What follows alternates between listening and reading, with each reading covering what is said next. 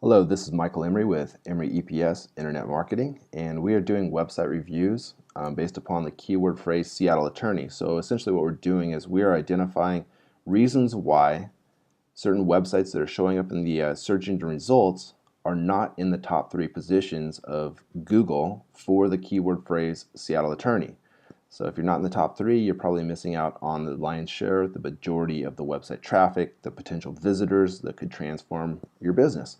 So we're on page 3 now, out of the top 10 pages of Google. We're identifying these factors that are preventing a website from being on page 1, top 3 positions. So position 1, 2, and 3.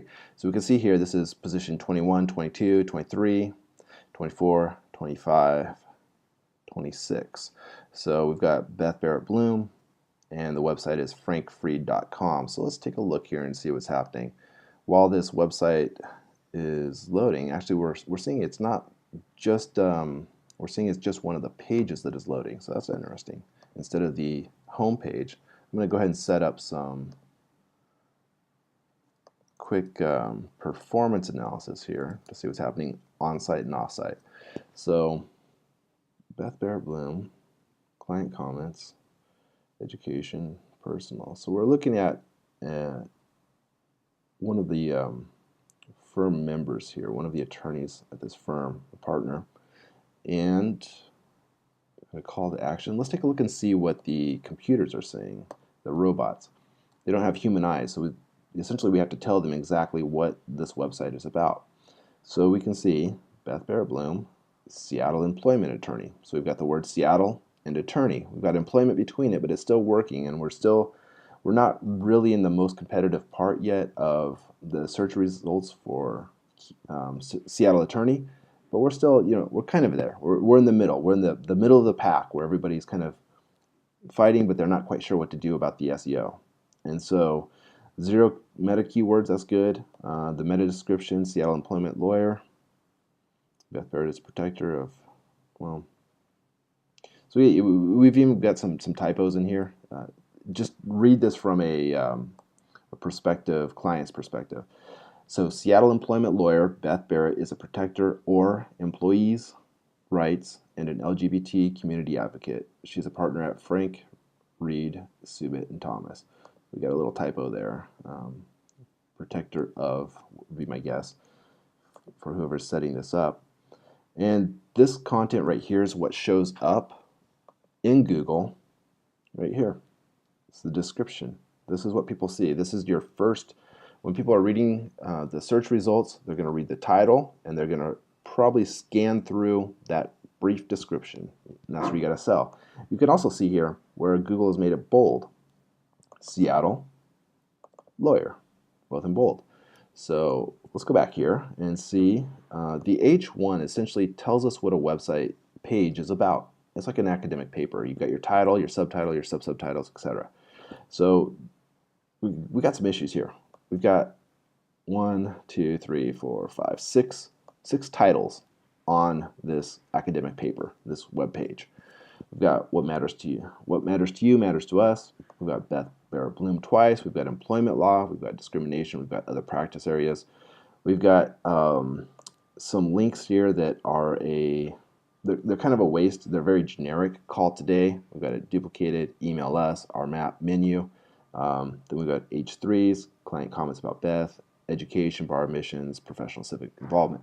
So I would guess that this pattern is existing throughout the website, and we would want to change this because we're essentially not giving Google contextual information to follow and chunk down into the details with. We've got multiple H1s. We should have only one. We've got multiple H2s that are non-relevant.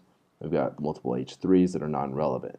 So none of these create like a cohesive pattern for Google bots to chunk down into the details and gather more and more information along the way. So we definitely want to change that. We've got 2 images without alt descriptions. Computers don't have eyes. They can't make associations yet regarding what content or visual content is being perceived. And so we have to tell it. And that would be a great place to say that, hey, this image on this page is about Seattle attorney, it's about Seattle lawyer, relevant keyword phrases. It used micro formats, and the rest of it looks fine. So now let's take a look at some of the performance factors and see what's happening here with this website. It doesn't really have a lot of content on it, so it should be loading fairly quickly. We do have one issue here. We've got a page speed score of 91%, so we're doing great here. Just have some JavaScript parsing issues. We could quickly fix that and you bump your score up even higher, but it's not even really that relevant. When we look at the Y-slow, making that fix on the other page will bring this Y-slow score up, and it really has to do with fewer HTTP requests and expires header. Our team could quickly do that and optimize this website. So there's a bigger problem happening with the titles and the meta descriptions than with the actual page performance. The site loads quickly. It's got a very small load size. I think it only had one picture on this one page. Yeah, so it's totally fine. Now let's look and see what Google says about it. Google says that the way that the mobile site loads, it's got some issues. We're getting a D score here. We need to fix this, eliminate render blocking of JavaScript and CSS in the above fold content. This is a very common error. It affects most websites. It's just the way that the information is being sorted and what loads where and when. Our team could fix that. We also got some other minor errors that have to do with compression. So making sure that all of the content on the website is optimized for the website so it loads as quickly as possible. The desktop version of the site looks fine. We got that same eliminate render blocking JavaScript and CSS, but we're still in the green here. So when we're in the green, it's not, you get diminishing returns. So I really wouldn't focus on trying to fix that. So all of these factors, it's like Google has a report card for you and your website, and so all of these factors add up. It's how well does your website run? What's its performance like?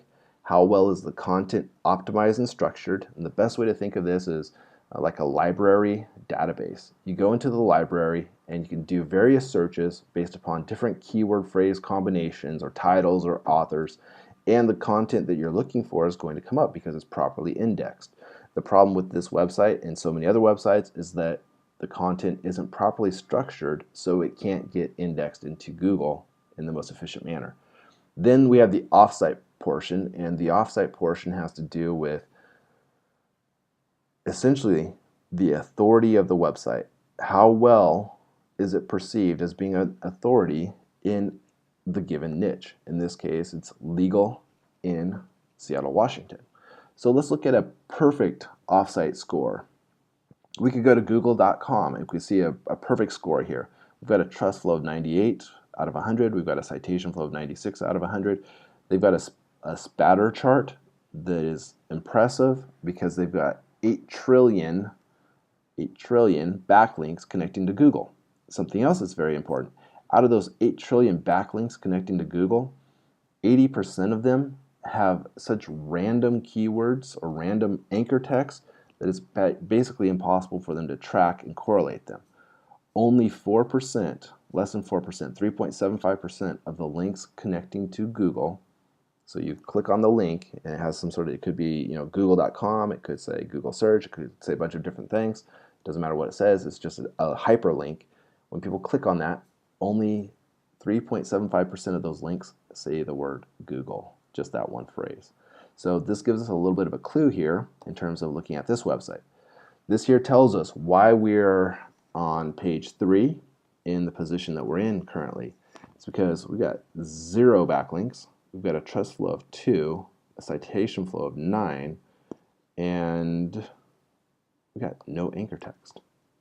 So the question to you then is, how might your business transform? What could change in terms of visibility, revenues, profits, if you were to find yourself positioned in the top 3 positions on the first page of Google for a keyword phrase that gets a lot of searches like Seattle attorney? That's something to really consider, and that's what our team can help you to do. So as a quick overview of what we just did, we would have to what we just covered, what we would have to do is we have to fix some of those on-site problems that we discussed, resolve the off-site problems with our SEO campaigns, running high-quality campaigns so that your trust flow can increase and so that you've got relevant anchor text connecting to your web page and in general to this website. So I hope that you found this video to be interesting. I'll reach out and touch base with you guys, and I'd love to have the opportunity to speak with the individual in charge of your internet marketing efforts, and I've got a lot of ideas. I believe that we can definitely boost the revenues and the visibilities of this firm. So thank you very much for your time.